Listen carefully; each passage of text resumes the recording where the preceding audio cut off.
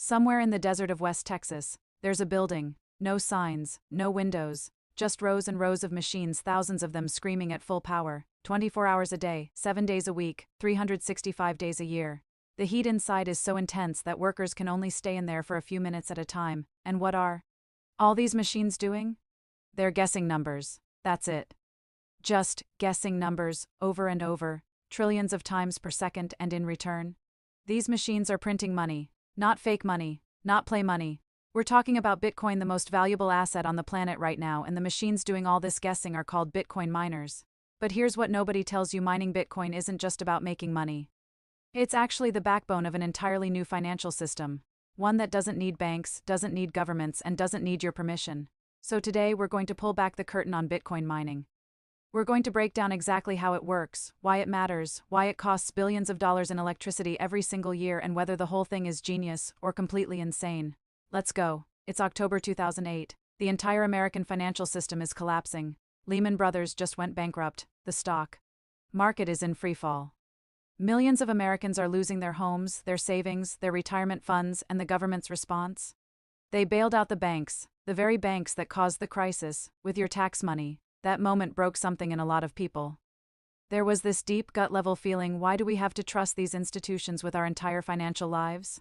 What if there was another way? And then just 1 month later, in November 2008, a mysterious person or group going by the name Satoshi Nakamoto published a 9-page document. It was called Bitcoin, a peer-to-peer electronic cash system. In that paper, Satoshi proposed something radical. What if money could work without banks? What if two people could send value directly to each other anywhere in the world without needing a middleman to verify the transaction? Sounds simple, right? But there's actually a massive technical problem with that idea, and solving that problem is exactly what Bitcoin mining does. Here's the challenge with digital money that people don't think about. If I hand you a $20 bill, I don't have that $20 anymore. It physically left my hand. Simple, but digital files? Digital files can be copied. If I send you a digital $20, what stops me from sending that same digital $20 to someone else? Or 10 other people? This is called the double spend problem, and before Bitcoin, the only solution was to have a trusted central authority, like a bank, keeping track of who spent what. Your bank has a database. When you send money to someone, the bank updates that database. They're the referee. They make sure you can't spend the same dollar twice. But what if you want a system with no central authority? No referee? That's where Bitcoin and Bitcoin mining comes in. Bitcoin's answer was breathtakingly clever. Instead of one central database managed by one company, what if thousands of computers all over the world each kept a copy of the same ledger? And what if those computers had to compete to add new transactions to that ledger in a way that required enormous real-world effort? That competition, that real-world effort, is Bitcoin mining. And now you understand why it exists. It's not just about creating new coins. It's about solving one of the most fundamental problems in computer science. Pretty wild, right?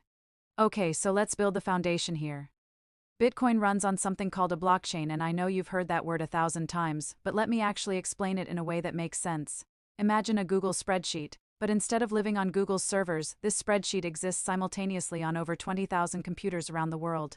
Every single one of those computers has an identical, up-to-date copy. Now imagine that every 10 minutes a new page gets added to that spreadsheet containing a list of all the Bitcoin transactions that happened in the last 10 minutes. Could be 2,000 transactions, could be 4,000, that new page. That's a block. And all those pages linked together in chronological order, going all the way back to the very first Bitcoin transaction in January 2009. That's the blockchain. Now here's the really clever part. Every block contains a unique fingerprint of the block that came before it. So block 900,000 contains a fingerprint of block 899,999. Block 899,999 contains a fingerprint of block 899,998, and so on. This means if someone tries to go back and tamper with an old transaction, say they want to erase evidence that they sent someone Bitcoin, they'd have to change that block, which would change its fingerprint, which would invalidate every single block that came after it. It's like if you tried to quietly edit page 47 of a 1000 page book, but every page after page 47 had already referenced what was on page 47. You'd have to reprint the entire book. Except in Bitcoin's case, you'd also have to convince 20,000 computers around the world to accept your edited version. Instead of their version, nearly impossible, and that's the whole point. The current Bitcoin blockchain, this entire ledger of every Bitcoin transaction ever made, is only about 700 gigabytes. That's smaller than most modern video games. And yet it's securing over $1 trillion in value. That's remarkable when you think about it. Alright, this is the part most people get wrong or they've never had it explained clearly, so let's fix that. Every 10 minutes, Bitcoin's network needs to decide who gets to add the next block to the chain. Remember, there's no CEO of Bitcoin, there's no committee, there's no authority. So how do you decide who gets this privilege? You hold a lottery. But not a regular lottery. This lottery has a very specific set of rules. Here's how it works. Bitcoin's software challenges every miner to find a specific number called a nonce that, when combined with the data from the new block and run through a mathematical formula called SHA-256, produces an output that meets a certain criteria. Think of it like this. Imagine I told you, I'm thinking of a number, but instead of guessing the exact number, you need to find any number that, when you add it to a secret ingredient I give you and shake it up in a very specific way, comes out as a result that starts with at least 15 zeros. You can't figure it out mathematically, you can't reverse engineer it, you just have to try over and over and over again.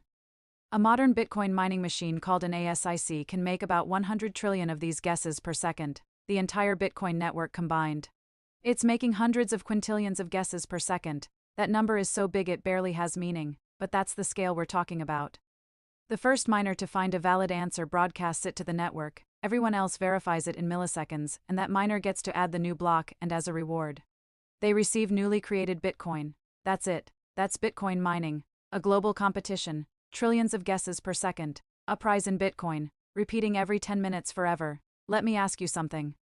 Do you know how much money the US Federal Reserve printed between 2020 and 2022?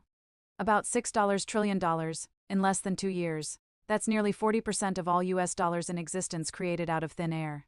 Now, I'm not here to debate whether that was the right call or not, but here's the consequence: every dollar that already existed became worth a little bit less. That's inflation. That's what happens when you can just make more money whenever you want. Bitcoin was designed with the exact opposite principle. There will never be more than 21 million Bitcoin, not 22 million, not 21.1 million, exactly 21 million. This cap is written into Bitcoin's code. And because that code runs on 20,000 computers simultaneously around the world, nobody, not a government, not a corporation, not even Satoshi Nakamoto himself, can change it. Bitcoin's supply is mathematically predictable. You can calculate exactly how many Bitcoin will exist on any given date, decades into the future. Right now, about 19.8 million Bitcoin have already been mined, which means only about 1.2 million are left to be discovered. But here's the wild part: those last Bitcoin won't be mined until roughly the year 2140. How is that possible? Because of something called the halving. When Bitcoin first launched in 2009, miners who successfully added a new block received 50 Bitcoin as a reward. Then, in 2012, something automatic happened. A rule built into Bitcoin's code triggered, and that reward was cut in half. Now miners got 25 Bitcoin per block. 4 years later, in 2016, it happened again. Now 12.5 Bitcoin. In 2020, it dropped to 6.25, and in April 2024, the most recent halving cut the reward again to 3.125 Bitcoin per block. This event is called the Bitcoin halving, and it happens every 210,000 blocks, which works out to approximately every 4 years. Think about what this means from an economic standpoint. The supply of new Bitcoin entering the market is constantly being cut in half. But if demand stays the same or grows, what happens to the price? Basic economics says the price goes up. And historically, that's exactly what has happened. Every single halving has been followed, usually within 12 to 18 months, by a massive bull run in Bitcoin's price. This isn't a coincidence, it's a design feature. Satoshi essentially built a deflationary system where scarcity increases over time, naturally. No committee vote. No policy decision. Just math running automatically, on tens of thousands of computers simultaneously. In a world where every major currency is being inflated by governments, Bitcoin is running the exact opposite playbook, and miners, they know the halving is coming. They plan for it. They have to, because their revenue just got cut in half overnight. In 2009, Satoshi Nakamoto mined the very first Bitcoin block, called the Genesis block, on a regular laptop. A regular laptop, can you imagine? Today, if you tried to mine Bitcoin on a regular laptop, you would earn statistically 0 Bitcoin. The probability of your laptop winning the mining lottery is so small it's essentially indistinguishable from zero. You'd spend more on electricity than you'd ever earn back. Here's what happened. As Bitcoin grew, miners realized that the more computing power they had, the higher their chances of winning the block reward. So they started upgrading. First, people discovered that graphics cards the GPUs used for gaming were much better at mining than regular CPUs. So gamers suddenly found themselves competing with miners for graphics cards. You might remember the GPU shortage around 2020-2021. Bitcoin mining was a big part of that. Then engineers developed something even more powerful: ASICs, application-specific integrated circuits. These aren't general-purpose computers. They can't browse the internet, they can't run Excel.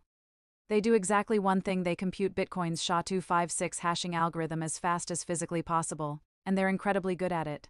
A modern ASIC like the Bitmain Antminer S21 can perform about 200 trillion calculations per second while consuming about 3,500 watts of electricity.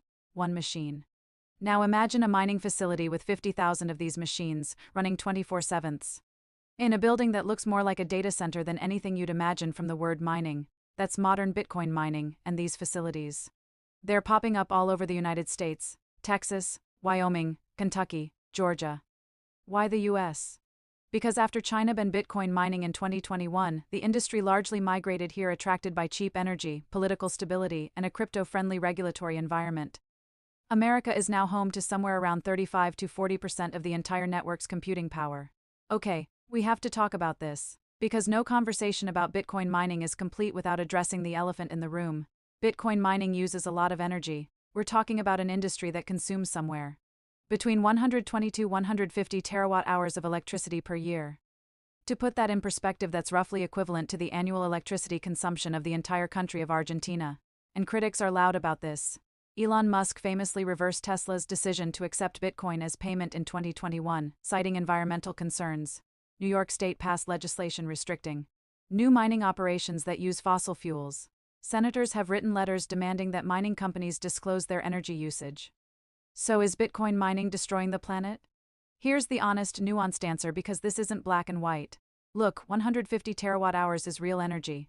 If that energy is coming from coal plants or natural gas, it's producing real CO2. That's a legitimate concern. In a world where we're trying to reduce carbon emissions, any industry that consumes this much power needs to be scrutinized. But here are the counter-arguments. First, miners are obsessively cost-conscious. Electricity is their biggest expense, and the cheapest electricity in the world is increasingly renewable energy: solar, wind, and hydro. A Cambridge study found that somewhere around 50 to 60% of Bitcoin mining is already powered by renewable energy sources. That number is debated, but the direction of travel is clear. Miners want cheap energy, and cheap energy is increasingly clean energy. Second, some miners are doing something genuinely interesting. They're using stranded energy that would literally be wasted otherwise. In Texas, for example, wind farms sometimes generate more electricity than the grid can absorb. That excess energy gets dumped. Some Bitcoin miners have set up operations specifically to soak up that otherwise wasted electricity. In North Dakota and Montana, oil fields flare off natural gas, burning it directly into the atmosphere because there's no pipeline to transport it.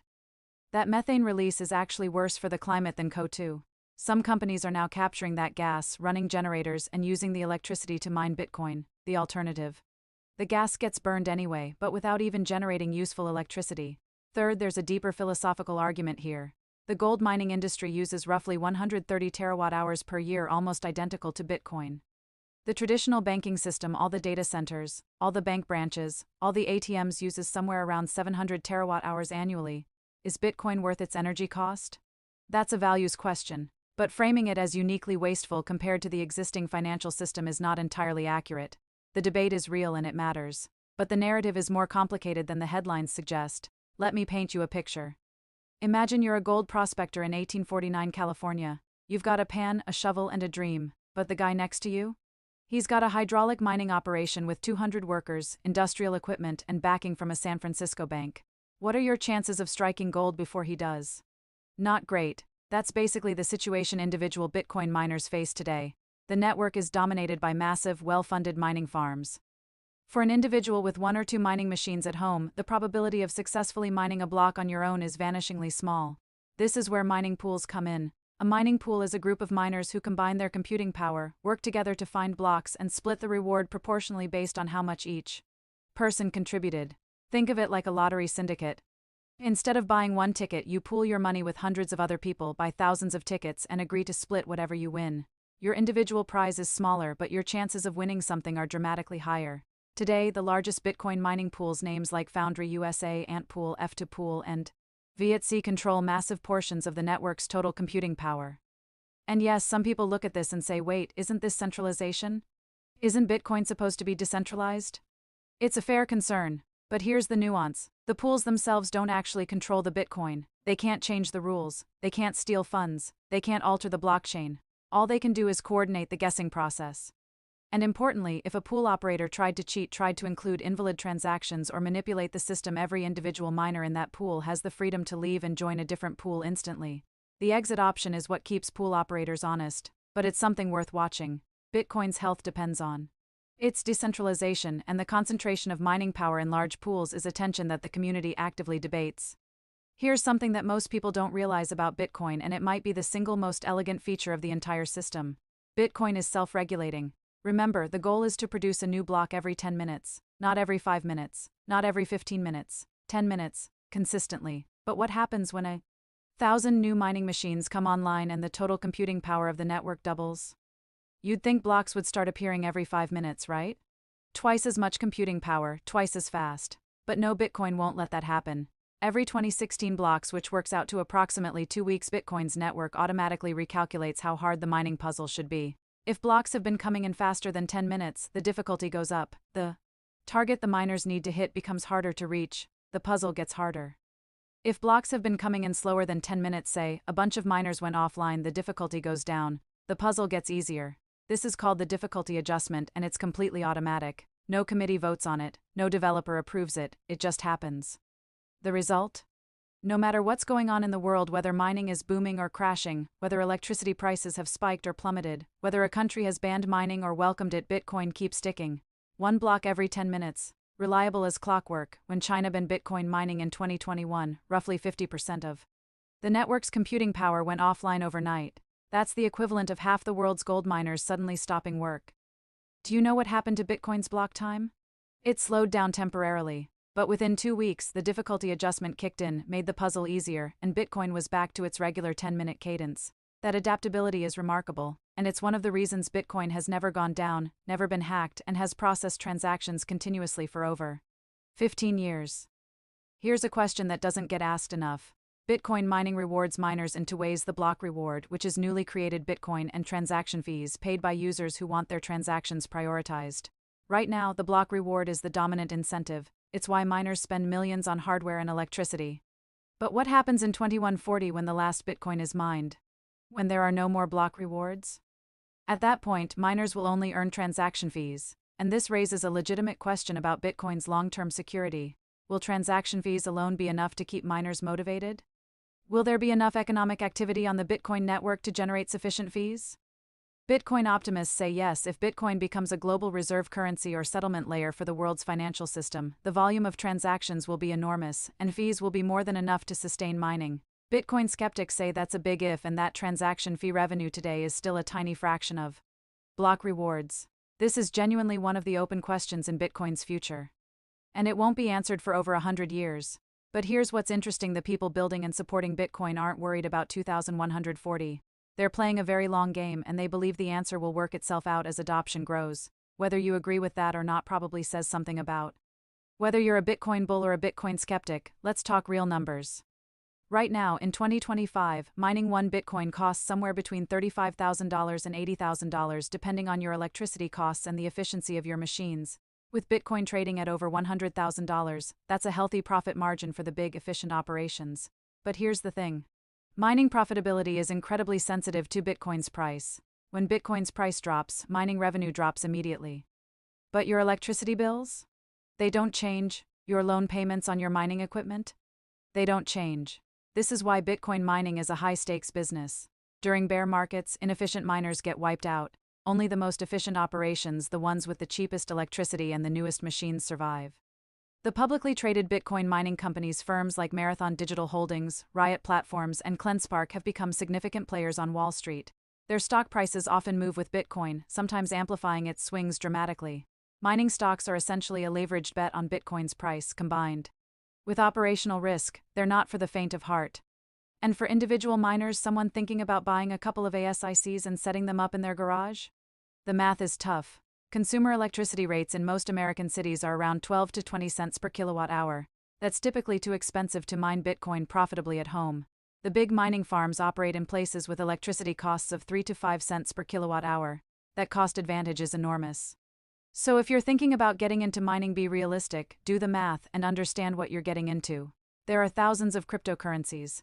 So why does Bitcoin mining matter more than, say, Ethereum's approach or any other system? Because the thing that makes Bitcoin uniquely trustworthy more than any other cryptocurrency is exactly this enormous expenditure of real-world energy. Let me explain. To attack Bitcoin, to rewrite its history, to fake transactions, you would need to control more than 50% of the network's total computing power. That's called a 51% attack. The total computing power on Bitcoin's network right now is measured in hundreds of exahashes per second. An exahash is 1 quintillion hashes per second. To acquire 51% of that, you'd need to spend billions of dollars on hardware and electricity. And the moment you tried to use that power maliciously, the rest of the network would likely fork away from your version, making your investment worthless. This is what economists call a credible commitment. The cost of attack is so astronomically high that it's not rational to attempt it. Compare that to cryptocurrencies with smaller networks, they've actually been 51% attacked. It's happened to Bitcoin Gold, Bitcoin Cash, and Ethereum Classic. The smaller the mining network, the cheaper the attack. Bitcoin's mining difficulty isn't just a technical feature, it's a security guarantee. The difficulty is the moat, and that moat is built out of real electricity, real hardware, and real money. Not promises, not trust. Physical, undeniable, real-world commitment. That's what separates Bitcoin from everything else. So let's bring this all the way back to that building in West Texas. The one with no windows, full of machines, screaming at the universe trillions of times per second trying to guess a number. Now you know why those machines are there. They're not just chasing money, though. Yes, that's part of it. They're maintaining a ledger that no government controls. They're enforcing rules that no committee can override. They're creating scarcity in a digital world where everything else can be copied infinitely. And they're making it impossibly expensive for anyone to cheat. Is it perfect? No, the energy debate is real. The centralization concerns around mining pools are real. The question of what happens after the last Bitcoin is mined is real. Bitcoin is a grand ongoing experiment, and like all grand experiments, the outcome isn't guaranteed. But here's what is true for the first time in human history. A monetary system exists that is governed by math instead of men, where the rules are transparent, verifiable, and enforced not by authority, but by physics. Whether Bitcoin succeeds or fails over the next century, the idea it introduced that money can be trustless, permissionless, and mathematically scarce, that idea is not going away. And at the center of all of it, making it all possible, is mining. Those machines in the desert, guessing numbers, keeping the lights on for a financial revolution that's only just getting started. If this video changed the way you think about Bitcoin, or if it cleared up something that never made sense before, drop a comment below. I read every single one. And if you want to go deeper, we've got videos on how Bitcoin transactions actually work, the history of the halvings, and whether Bitcoin can actually replace gold, all linked in the description. Like this video if it made you think, subscribe if you want more of this, and share it with someone who still thinks Bitcoin is just internet money. Because now you know it's a whole lot more than that. See you in the next one.